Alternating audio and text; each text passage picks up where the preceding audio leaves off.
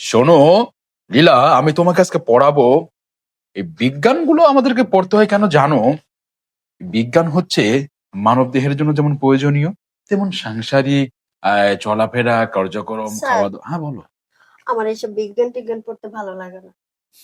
হুম, শরীর চর্চা বিজ্ঞানের মধ্যেই পড়ে। আর শরীর চর্চাটা তুমি কিভাবে করবে? সেটা হচ্ছে, দেখো, দেহের জন্য এমন কিছু কিছু সবজি আছে যেগুলো খেলে মানে দেহের জন্য ভালো, স্কিনটাকে সুন্দর স্যার, রাখবে। হ্যাঁ, সবজির ভিতরে লাউ সবজিটা বেশি ভালো। হ্যাঁ, আমি তো লাউয়ের দিকেই যাচ্ছি। লাউ, শসা, গাজর, মূলো। বেগুন। হ্যাঁ, হ্যাঁ, বেগুন খেলে চুলকানি হয়। ওটা আবার দুভাবে খাওয়া যায়, তুমি বুঝবে না একটা। যাজ্ঞা, এখন আমরা এই দেখো শরীর চর্চা সৌন্দর্য বৃদ্ধি করার জন্য সবুজ শাকসবজির মধ্যে লাউ হচ্ছে অন্যতম। হুম। বুঝতে পেরেছো? এবার আমি লাউ চাষের কথা তোমাকে বোঝাবো। মনে করো লাউ হচ্ছে দুই প্রকার। কয় প্রকার? দুই প্রকার। একটা হয় লম্বা, একটা হয় গোল। মানে গোল ছোট সাইজের হয়। বুঝতে পেরেছো? হুম। ঠিক তোমারটার মতো। হ্যাঁ, মানে গোল গোল। আমার তো লাউ গাছ নাই। না না, মানে তোমাদের বাগানে যে লাউ বাগানটা ও আছে, আচ্ছা। তুমি যে লাগিয়েছো, হ্যাঁ, হ্যাঁ। ওটার কথা বললো। ওটা আর যেটা লম্বা হয়, সেটা মনে করো তুমি যে লম্বাটা কত দূর হতে পারে, যে কতটা সাইজ আছে, যে মনে করো এই লম্বা, হ্যাঁ, আবার কতটা মনে করো যে একটু বেশি বড় হয়ে গেলে, সাইজটা এরকম হয়ে গেলে, তখন মনে করো এখান থেকে একেবারে ওই বালিশ পর্যন্ত। Sorry sorry sorry sorry sorry, মানে মনে করো বাবা স্যার, হ্যাঁ, সরি সরি, এইভাবে লাউ দিয়ে খায়? না না, মানে বালিশ পর্যন্ত লম্বা হয়, এটা দেখাতে গিয়ে তোমার উপরে পড়ে গেছে। হ্যাঁ বাবা, শোনো, তাহলে আমরা আজকে লাউ সম্বন্ধে পড়বো। হ্যাঁ, হুম। দেখো লাউ কিভাবে চাষ করতে হয়, এই লাউটাকে কিভাবে যত্ন করে বড় বানাতে হয়। লাউ কি লাইট চারাটা লাগাই দিলে তো গাছ হয়ে গেল। মাঝে মাঝে একটু পানি দিতে হয়। এই তো কারেন্টের পয়েন্টে তুমি শোনো, এই যে দেখো তোমার চুলগুলো খুব সুন্দর করে ছুটি করেছো, বেনি করেছো, ময়লা হইলে পরিষ্কার করো, তাই না? হ্যাঁ। সেম লাউ গাছটা লাগানোর পরে ওই আগাছাগুলো, সরি, আগাছাগুলো পরিষ্কার করতে হবে। হুম, তারপর ওখানে যে বললে পানি, ওই পানি দিতে হবে। কিন্তু পানি আছে কিন্তু দুই প্রকার। কয় প্রকার? স্যার, হুম, পানি আবার দুই প্রকার কেমনে হয়? হয় বোকামে। যেমন মনে করো স্বচ্ছ পানি, যেটা টক টক টক টক করে ঢেলে দিলে। হুম, কলের পানি। হ্যাঁ।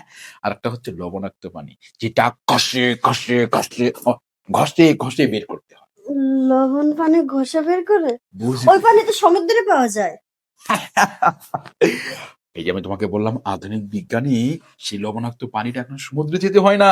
স্যার, ওই লবণাক্ত পানিটা কি আমরা এইখানে আনতে পারি না? হুম, রাইট, সেটাই তো তোমাকে বোঝাতে চাচ্ছি।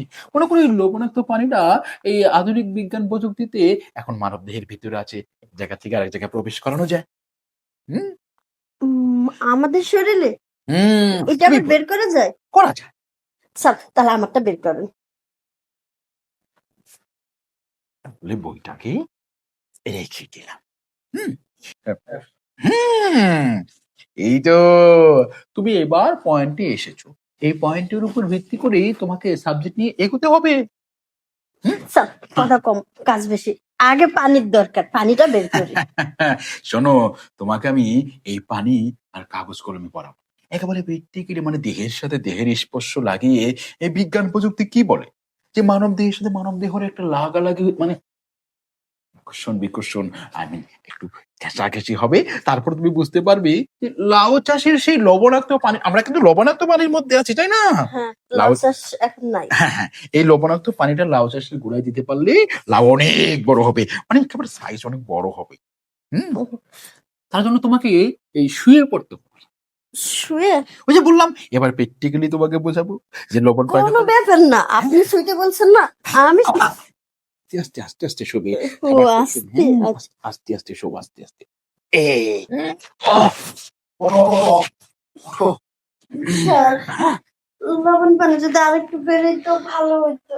হবে, শোনো, এটা হচ্ছে আধুনিক প্রযুক্তির সৃষ্টি লবণ পানি তো। এটা চাইলে ধামধাম করে অনেকক্ষণ বের করা যায় না, একবার বের হয়ে গেলে আবার বড় কিছু সময় লাগে। আমি টাইমের ব্যাপারটা বাড়াচ্ছি, বুঝতে পেরেছো? তার মানে আবার কালকে বেরোবে?